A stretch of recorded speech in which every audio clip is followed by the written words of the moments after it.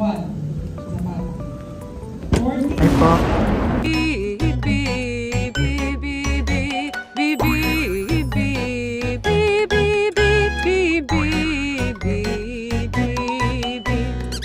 Baby boy.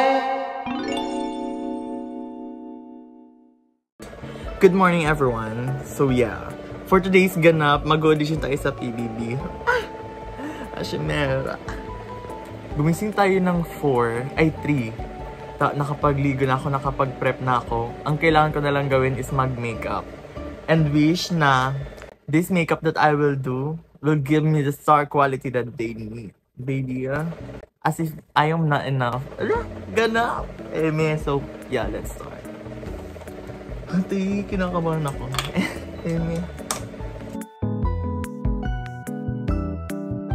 Oh, hair clip me. Di ba sila natakot sa hair clip ko? So, kinakabahan ako mga ate. Pero, carry lang. Wala naman akong gagawin. So, why not? Diba? Tapos na rin naman school year namin. Kaya rin ba? Or masyadong aga ay hindi. May nga nauna nga pala sa amin. Uy! Labas doon. Ako naglalabas. Start ko na. Let's go. Or may nakalimutan ako. Hindi. Tama lang. Kalma mo. Kung may nakalimutan ako.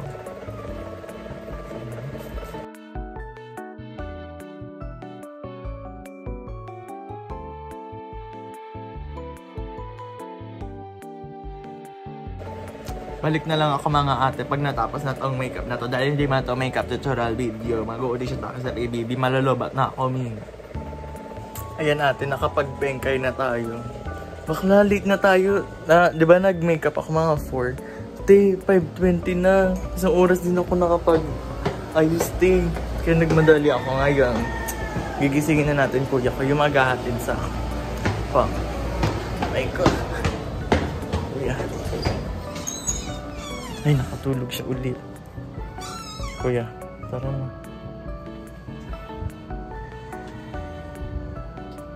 Ayun, pababa na siya. Nakapag-ayos na rin tayo ng mga gamit natin. Nilista ko yung mga dadaling ko, pero nakapakabigat. Ayan na guys, pupunta na tayo. Nahatid na tayo ng kuya ko. Interviewin natin siya. Ay, hindi. Nasa highway. Pwede ka pa interviewin, kuya? Pwede naman. Ano sa tingin mo magiging kapalaran ko ngayon, kuya? Mapapagod sa mahabang pila. Totoo naman. Wala bang ano dyan? Encouragement naman dyan, kuya? Yan ba magpapasok ka agad? Ay, wow. Plakado. Ay, ano dun, kuya? Iwan mo ba ako dun? Oo.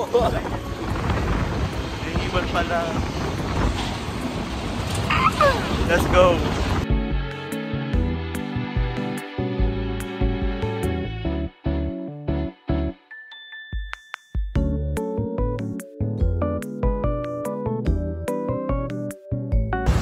Ayan na. Bye-bye, kuya. Bye-bye, Jambet. Helmet mo muna. Ay. Ayan.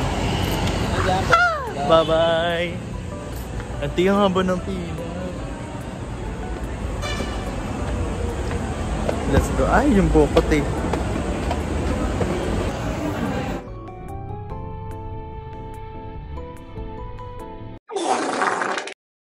Ayan mga bakla, napakainit. Tinawon nakapayong na ako.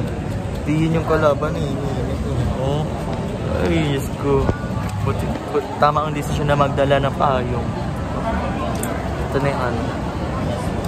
Ang form para sa graduation. Ganda ko guys. Bakla si Spider-Man nag-audition. Oh, sino kakalaban kay Spider-Man dyan? Diyos ko. Talo na tayo.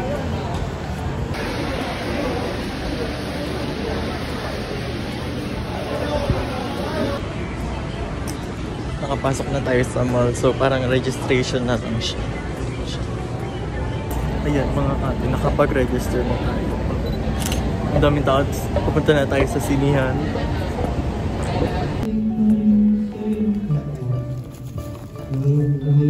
Unayang siyang nais ko, ang pagdamay sa kapwa'y nandyan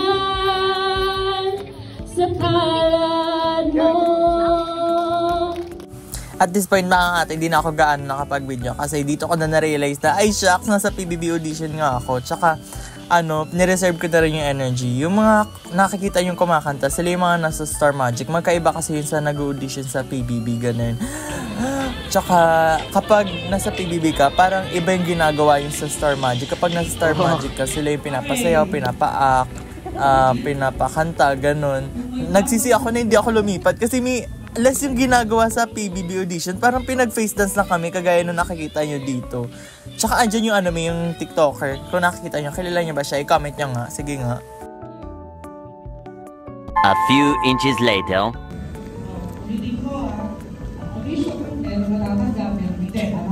Yes. Okay. So, ito sa mga sabihin mo number and names, babalik kayo ng 1 p.m. 1:30, done. Pero it's just one of many levels na pakuha. Okay? So, mga hindi mababanggit, baka hindi pa tayo taklang panahon, or baka may mga opportunities para sa inyo. Okay? I hope you learn something from this experience, gain new friends, and okay, good luck, God bless. Pupunta rin tayo tatawagin, make sure magigit ang may na sticker at nakuha yung Orvio. Double check your forms, make sure may signature sa inyo. Okay.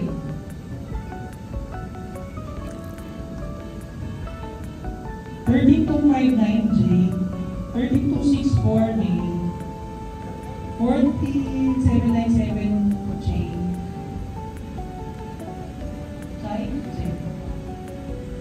Chai, $14,522 Zapata, Ay po. $14,552 Jessica, Po. Jessica Tanilin, $14,458 Angelica, $14,553 Kimberly, $14,547 Jello, $14,363 Gwen, $14,699 Jessica Lupina, $14,686 Gmail Chavez, $14,692 Des Dalope, $14,799 Anday Fernandez.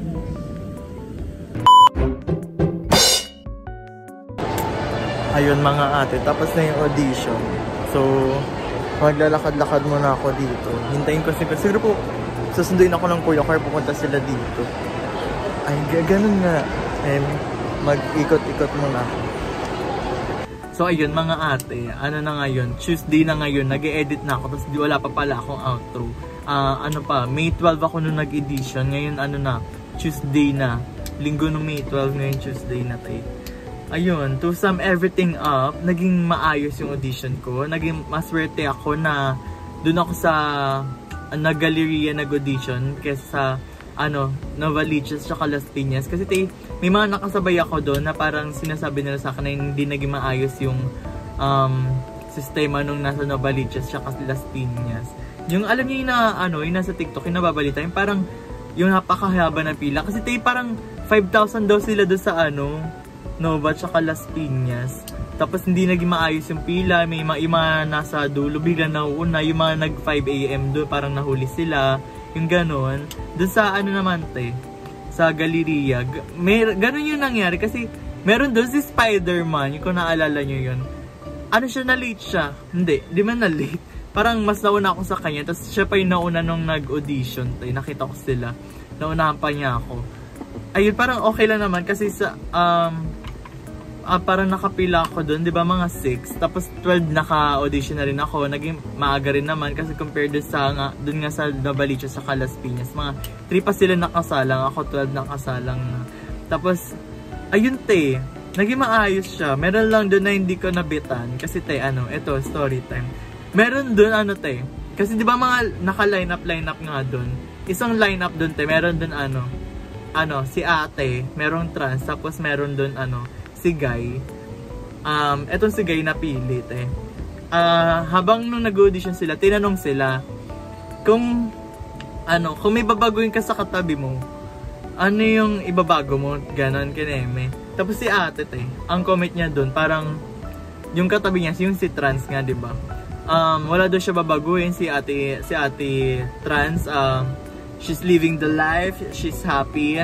Ayun, tapos bigla niyang sinabi na nilaktaw yung si trans, sabi niya, may may babaguhin din ata siya kay kuya. Parang may stigma daw kasi si kuya. Stigma, di ko alam yung tamang term.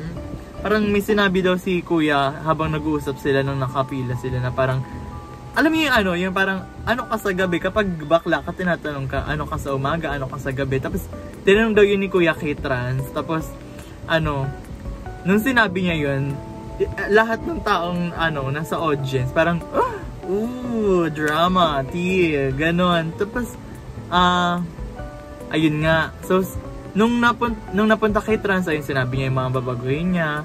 Tapos nung napunta kay guy, bakla nung pagpunta sa kanya yung mic, sabi niya, siguro kami babaguhin ako sa katabi ko, yung physical, parang ganon. Tapos lahat kami nag-react na, hindi ko na narinig mga sinabi niya, lahat nag-react. Tapos tuloy-tuloy siya, tuloy-tuloy mga pinagsasabi niya, parang lahat kami nag-react na.